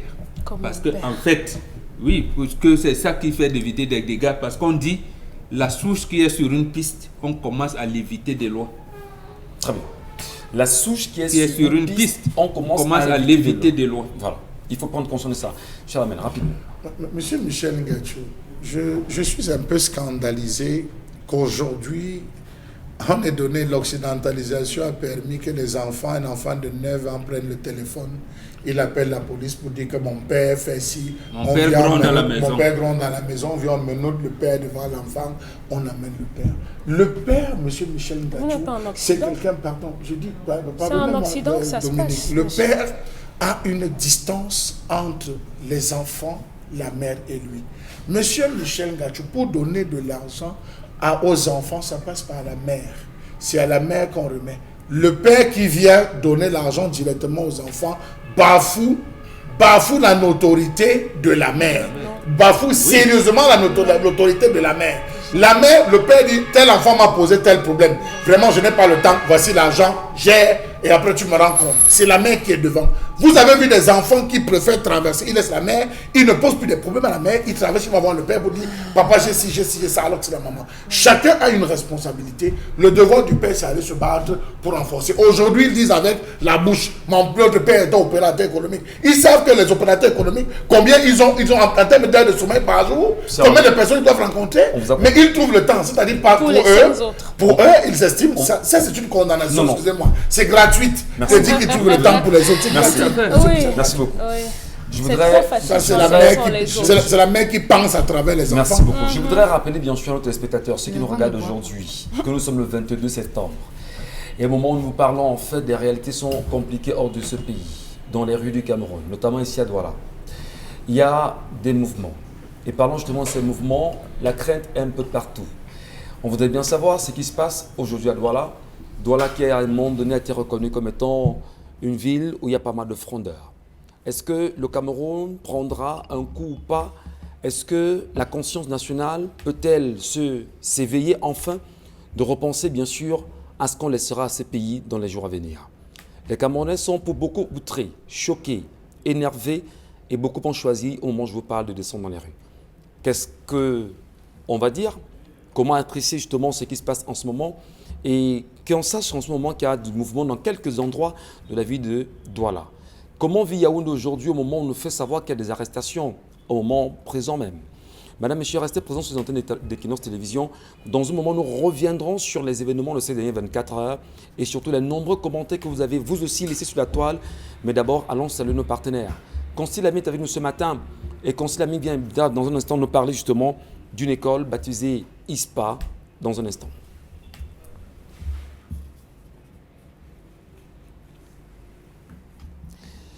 Nous allons certainement vous le dire. Merci. ISPA. The next academy year is knocking at the door. Obtain your HND, Professional Bachelor, Master Degree in Banking and Finance, Secretarial Studies, Management and much more. ISPA vous offre une formation académique et professionnelle en cours de jour et soir dans les sous-systèmes francophones et anglophones. Obtenez le BTS, licence et master professionnel en gestion, spécialité, banque et finance, logistique et transport, génie informatique, génie civil, santé en soins infirmiers, sciences et techniques biomédicales, sage-femme, ISPA et à Yaoundé, Ngomkana, rue Face Immeuble Macabo. Contact 699 83 83 42, WhatsApp 661 16 19 10. Site web ispa-amandin.com. ISPA, notre savoir-faire à la construction du leadership de demain. Bienvenue à ISPA. The next... Allez, à l'instant, bien sûr, nous parlons d'ISPA. Consti Lamine, bonjour et bienvenue ce matin. Alors, bonjour Michel, bonjour à tous les téléspectateurs et bonjour à tous les parents. Et surtout, bonjour à tous les étudiants, bonjour à tous ceux qui sont à la recherche d'une école de formation de qualité. Et ce matin, je viens vous parler d'une école supérieure du côté, bien sûr, de Yaoundé. J'ai nommé l'Institut supérieur universitaire bilingue, les Armandins, en abrégé ISPA. Allez, présentons-nous l'ISPA, Consti Lamine. Alors, une fois de plus, chers téléspectateurs, bonjour. Vous savez très bien que le choix d'une formation de qualité garantit, bien entendu, un emploi.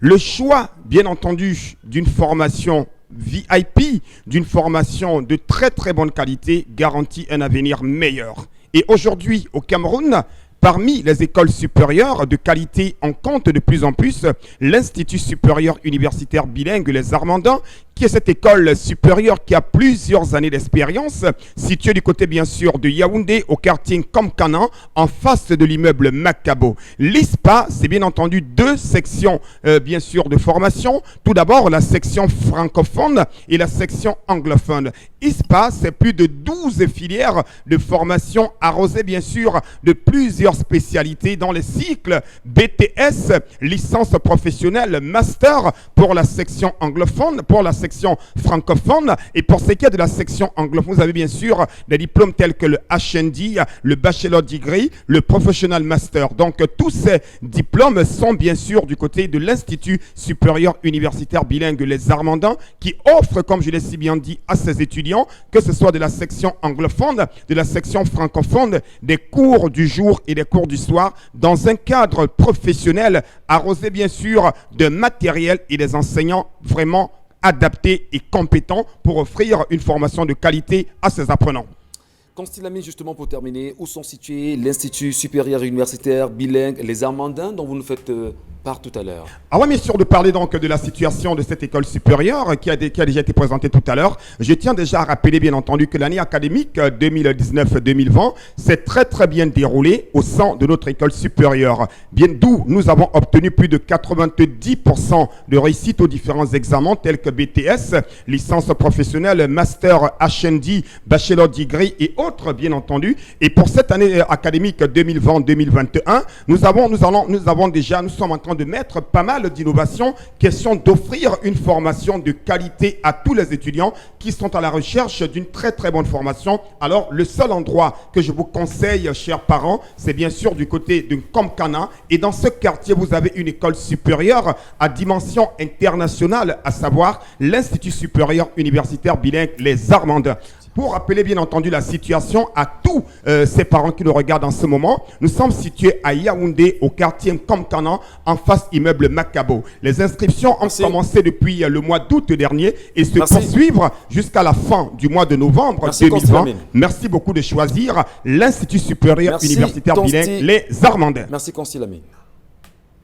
Génie informatique, génie civil, santé en soins infirmiers. Bienvenue à ISPA. The next academy year is knocking at the door. Obtain your HND, Professional Bachelor, Master Degree in Banking and Finance, Secretarial Studies, Management and much more. ISPA vous offre une formation académique et professionnelle en cours de jour et soir dans les sous-systèmes francophones et anglophones. Obtenez le BTS, licence et master professionnel en gestion, spécialité, banque et finance, logistique et transport, génie informatique, génie civil, santé en soins infirmiers, sciences et techniques biomédicales, sage-femme. ISPA et à Yaoundé, Komkana, rue Face Immeuble Macabo. Contact 699 83 83 42. WhatsApp 661 16 19 10. Site web ispa-armandin.com. ISPA, notre savoir-faire à la construction du leadership de demain. Bon retour, madame, monsieur, bienvenue à l'instant. Allez, 10-12, le Zénith se poursuit et on vous l'a très bien dit, le Cameroun, au moment où nous parlons, est en mouvement. Ici même à Douala, dans la capitale économique, qu'est-ce qui se passe? On peut bien le constater. Ces voitures qui n'arrêtent pas de sillonner les artères de la capitale politique du Cameroun, y compris économique aussi. Merci madame, monsieur, de rester très vigilant, de penser à demain, de penser aux enfants, de penser au Cameroun qui nous interpelle. Qu'est-ce que nous sommes censés bien sûr laisser aux générations à venir? Et 10-12 Zénith à l'instant revient sur les nombreux éléments qui ont fait le tour de la toile hier soir. Karine Santia, nous sommes suspendus à vos lèvres. Oui, il y a une publication de Maurice Kamto sur un tweet de Maurice Kamto qui a fait parler beaucoup de pro-marche et de anti-marche hier. Voilà. Je vais lire ce tweet d'abord. La liberté de communication, la liberté d'expression, la liberté de presse, la liberté de réunion, la liberté d'association, la liberté syndicale et le droit de grève sont garantis dans les conditions fixées par la loi. Constitution du Cameroun. Ce tweet a été fait hier à 22h55 et il y a eu plusieurs publications, plusieurs commentaires en réaction à ce tweet-là, notamment certains qui disaient que sortez marcher alors, le dehors est déjà miné. Il y en a qui disaient qu'on va seulement marcher. Et il y a aussi un autre tweet qui parlait notamment de cet appel à la manifestation pour demander le départ du président Paul Biya aussi, qui a eu beaucoup de réactions sur la toile. Que risque le Cameroun aujourd'hui, madame, messieurs? Quelle appréciation faites-vous de cette réaction du professeur Maurice Kamto sur son compte Twitter? Comment comprendre le lien qui existe entre les lois nationales, si vous voulez, la Constitution et les chartes ratifiées à l'international? Pourquoi les manifestants ou les Camerounais ne peuvent-ils pas manifester librement et faire savoir leur désirata au gouvernement et au régime en place? Bon Bengan Kandji, dites-nous justement ce matin, à la suite de ce tweet de Maurice Kamto, qui est très couru sur les réseaux sociaux aujourd'hui, la manifestation est un droit pour les Camerounais. Oui, absolument. Et pour tous les peuples africains d'ailleurs. Oui, pour tout le monde, pour l'humanité. C'est très important. Moi, je situe ça à deux niveaux. D'abord, sur le plan de, j'allais dire, de la citoyenneté. Les syndicalistes nous donnent une orientation qui est simple. Lorsque on commence à vociférer, on dit ça sur 4 étapes. Il y a ce qu'on peut appeler les doléances. C'est un peu dans les doléances, nous avons des députés, des maires, on leur dit est-ce que vous ne voyez pas et tout. Après, on peut aller à la revendication. On peut aller à la réclamation, on peut aller à la revendication. On finit par la contestation. Donc, c'est de manière, j'allais dire, hiérarchique. Vous ne verrez aucun, même un enfant de 2 ans, il ne va jamais commencer à arrêter sa maman la jupe, donne-moi la nourriture. Non, il va lui dire, maman, j'ai faim. Premièrement. Maman lui dit, tu t'es pas encore lavé la bouche, tu t'es brossé le dent depuis le matin. Voilà, il ira et tout. Bon, ou alors quand il va un peu signaler, non, maman va comprendre que non. Cet enfant, quand je lui dis, il va souvent, il vient et tout. C'est ce qu'on appelle les lois. Les lois. Maintenant, l'enfant, il part, il se lave la figure, il brosse les dents comme vous avez recommandé, il vient, il dit, qu'est-ce qu'il va donc manger. À ce moment, vous êtes obligé de lui dire non, je suis en train de réchauffer. Ou alors j'ai envoyé ton frère, bon, laisse-moi balayer, vos beignets, je vais les acheter à côté, bon, supporte. L'enfant va porter. Mais si jusqu'à midi, il n'y a rien, attendez, ça deviendra un problème. Le droit de manifester est légal au Cameroun. C'est légal, c'est même reconnu par la Déclaration universelle des droits de l'homme qui fait partie de la Constitution. Mais après, on vous dit, c'est ça les régimes dictatoriaux. C'est encadré par la loi. Donc, on donne à l'autorité administrative le soin d'apprécier. C'est-à-dire, oui, il a dit, bon, il y a risque de trouble à l'ordre public. Maintenant, il y a des situations où, par exemple, on a vu ça avec l'UPC. Tel déclare un congrès. Si tient un congrès, je vais dire, au lieu que l'autorité administrative vienne dire à l'autre faction que non, mais attendez, puisque vous êtes identifié, si vous venez troubler, je vais vous... on interdit. Voilà où on en est. Nietzsche, de son côté aussi, il veut organiser, il est un député connu. Comment l'autorité administrative ne peut pas lui dire que non, honorable, vraiment ta marche là ou ton meeting là, nous avons les informations telles que. Et que lui, puisque quand on vous délivre le récépissé, c'est vous qui assumez la sécurité. En fait, on a envie de comprendre mon Là, justement, c'est-à-dire que l'État choisit délibérément de violer la loi en se targuant justement d'être l'autorité en charge de la gestion ou de la régulation de cette loi-là. Absolument. Et je prends le dernier cas, c'est le week-end, la semaine dernière. Lorsque les SBC célèbrent la semaine des martyrs, le sous-préfet de DA2 interdit la manifestation qui doit se passer à Équité, où on a érigé des monuments. Mais le secrétaire général du comité central du RDPC vient à cette manif. les mêmes autorités administratives qui ont interdit ne lèvent pas l'interdiction, mais viennent à la manifestation. C'est très grave. Mais le lendemain, quand on vous dit non, vraiment, moi je veux marcher pour la loi électorale, pour la révision de l'électorale, on interdit. Tu veux enlever Paul Biya au pouvoir. Mais c'est quoi, quelle histoire? Donc, c'est genre pour tuer ce que vous avez dit à l'entame de l'émission, l'esprit de nationalisme qui veut revenir. Pourquoi? Parce que le nationaliste lutte pour une cause, il ne lutte pas pour son intérêt. Très bien. On peut comprendre que Maurice Kamto aujourd'hui certainement lutte pour l'intérêt commun. Oui, c'est que pour le moment, je n'ai pas de raison d'estimer qu'il lutte pour un intérêt. Il lutte pour une cause. Et là, les éléments sont connus. Le réveil, oui, réveiller ce sentiment nationaliste. Comment? Regardez un autre cas, si vous permettez. On veut ériger, la communauté urbaine voulait ériger un monument en mémoire de Oumniobé. Une stèle? Une stèle, là, oui. À Bali. Oui. Les chefs de canton Bel viennent saboter.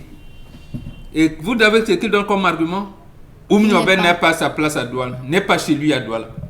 Mais quand on leur rappelle donc que le premier ancêtre de Douala, c'est même l'ancêtre de Oumniobé, il s'appelait Mbim.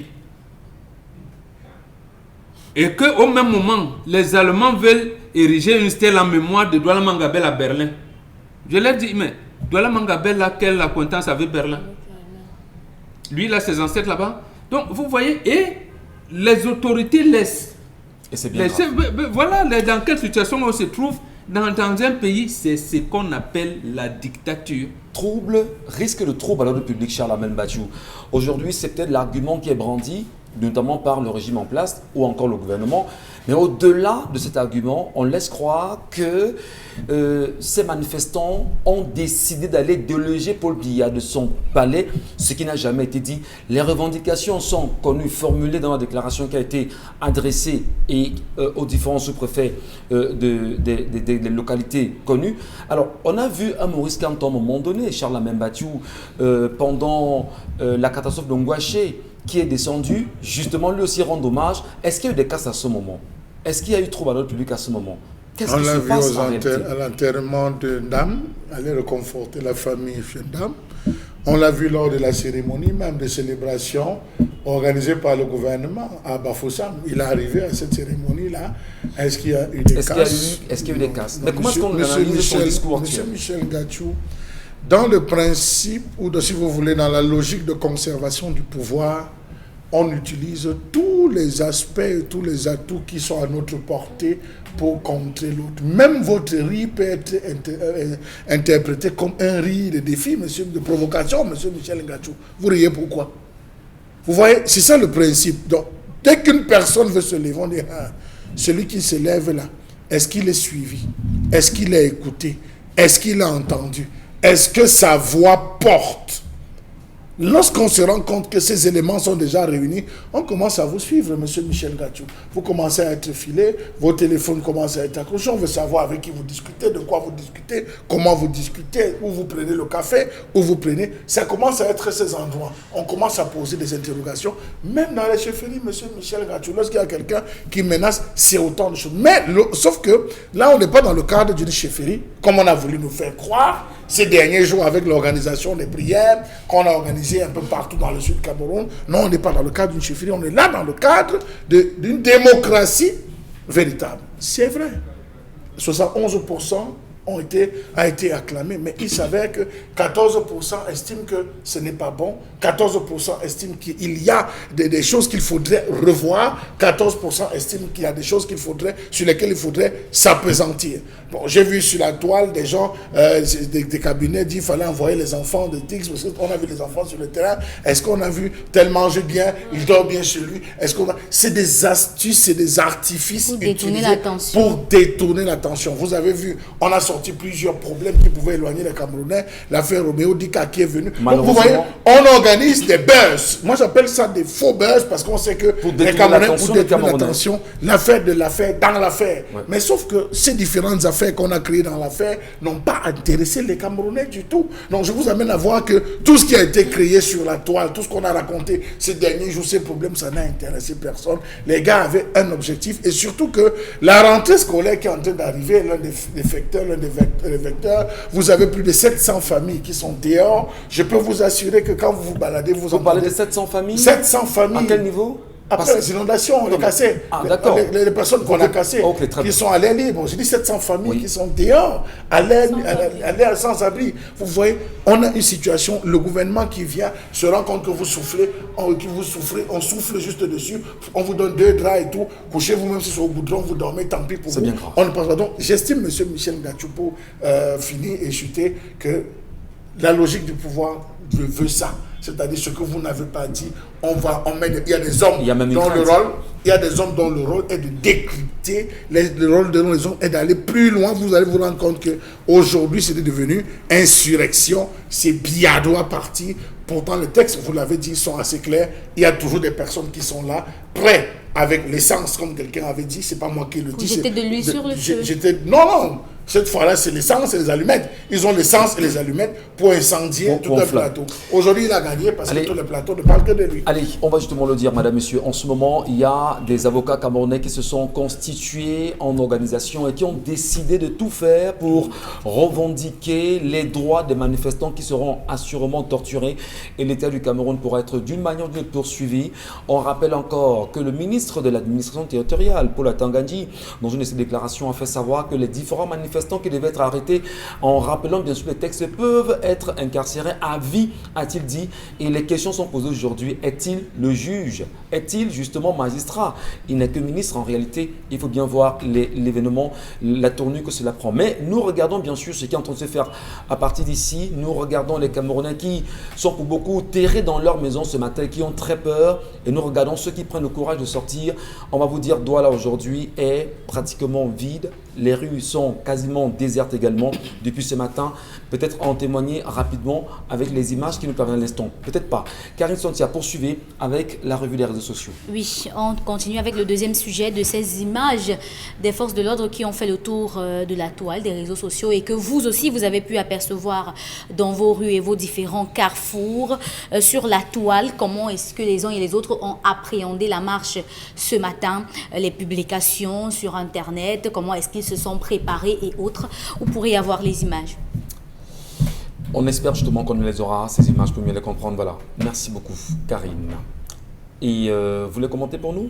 Oui, ce sont les images des internautes qui ont publié. Là, ce sont des femmes qui étaient déjà prêtes à marcher.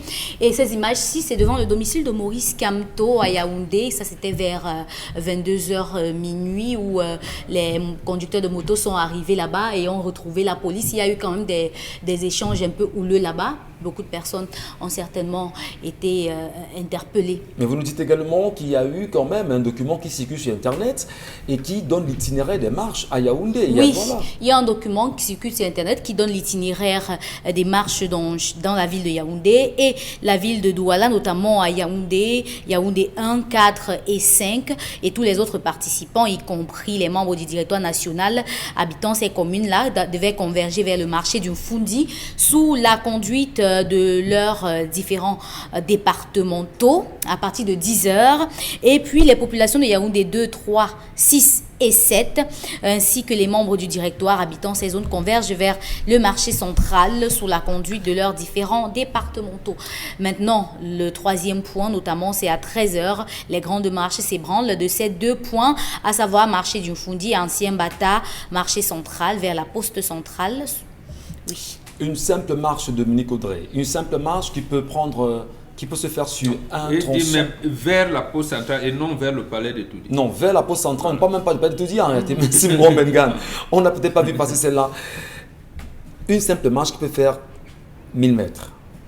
Je m'en souviens encore des marches de l'unité initiées à Yaoundé au lendemain des attaques de Boko Haram, des marches qui, d'ailleurs on sait qui étaient les initiateurs de cette marche-là.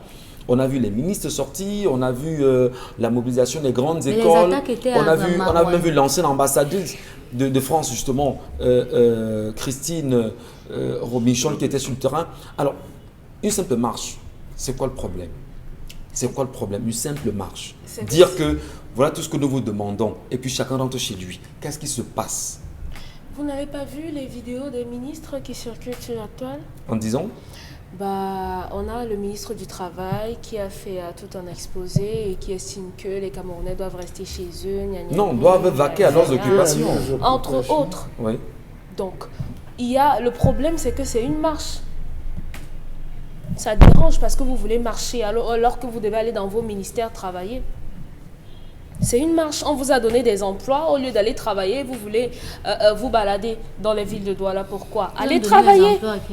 C'est ce qu'ils veulent dire par là. Vaquer à vos occupations, c'est que allez où on vous a donné des emplois. Mais ils ont eu les réponses.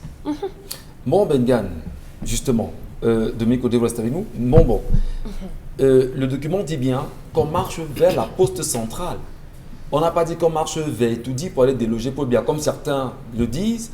Et jusqu'à présent, on n'a nullement lu sur un quelconque document insurrection.